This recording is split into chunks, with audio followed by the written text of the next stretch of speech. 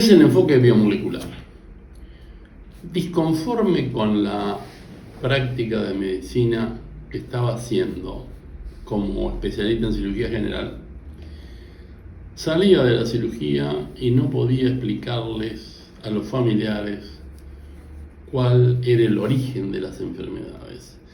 Tener en cuenta que hasta la mitad de la década del 90 no se conocían el 30%, los libros americanos decían que se desconocía el 30% de las causas de las enfermedades.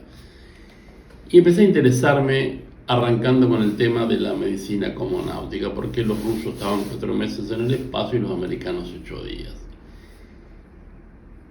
¿Qué fue lo que logro descifrar cuando empiezo a profundizar estos temas?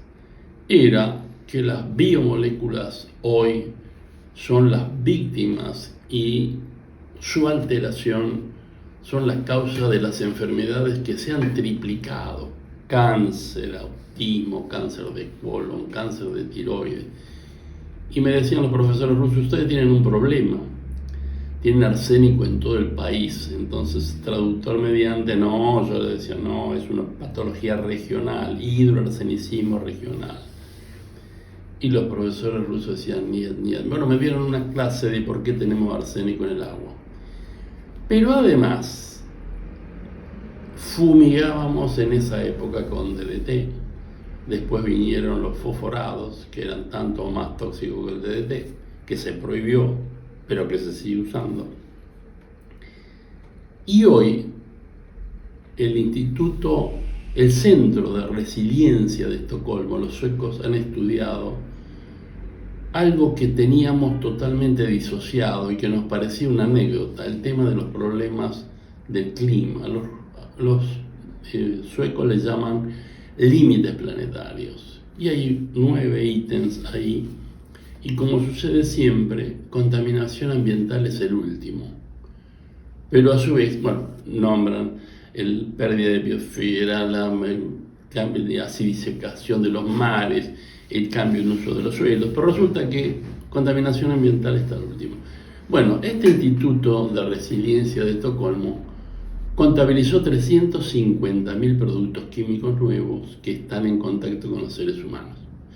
En Francia se estudiaron 13 familias, encontraron en total 300 productos químicos diferentes.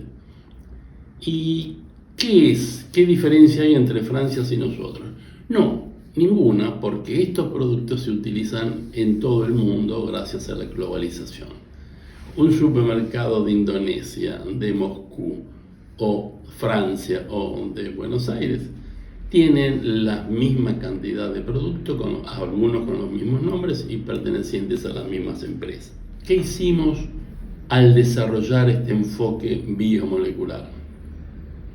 Empezamos a buscar de qué manera estudiamos a nivel molecular, y ahí surgieron aparatos de las nuevas generaciones.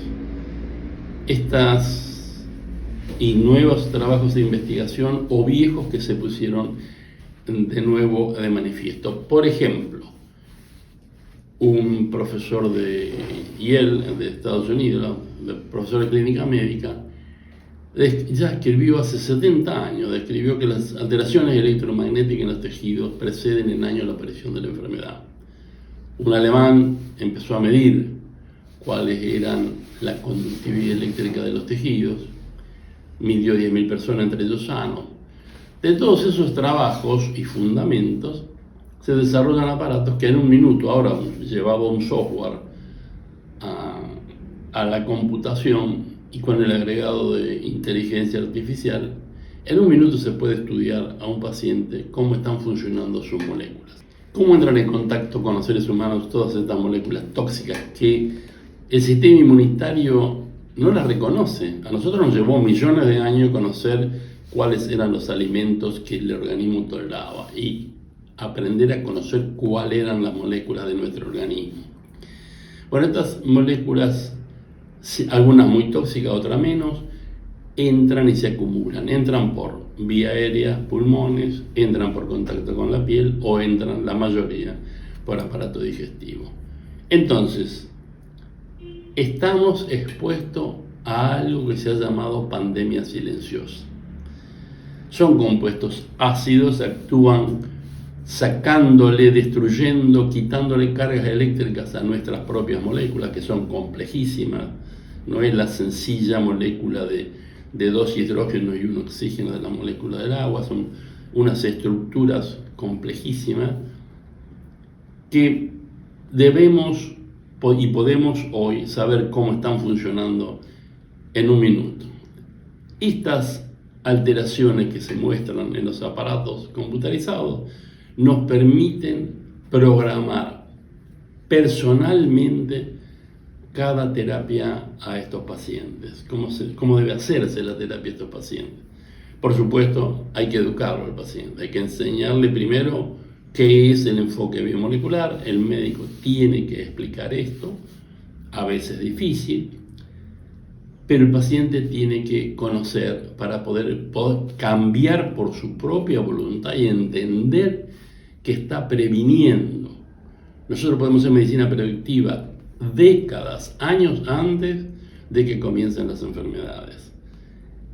Ayúdenos a ayudar. Usted está en contacto con muchos amigos, compañeros de trabajo, colegas, que están padeciendo problemas a los que no se le encuentra solución porque no tiene diagnóstico. Esto nos permite diagnosticar en forma exacta y de esa manera poder solucionar los problemas de salud.